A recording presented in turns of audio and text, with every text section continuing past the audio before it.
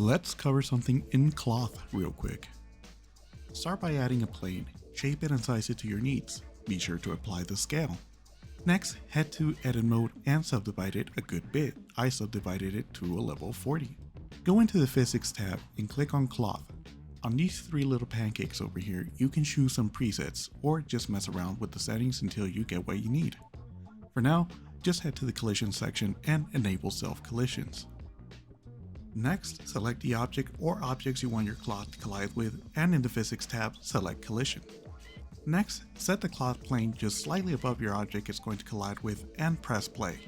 Stop the animation when you find a look for the cloth that you like. Next, head to the modifiers tab for the cloth plane and apply the cloth physics to the plane. This will lock in the look of the cloth item. Next, add a subdivision modifier and select what looks best for you. Apply this modifier as well. Lastly, add a solidify modifier to give it a little bit of thickness and apply it once you have it to your liking. After this, you're done. Simply add the material you like and you're good to go.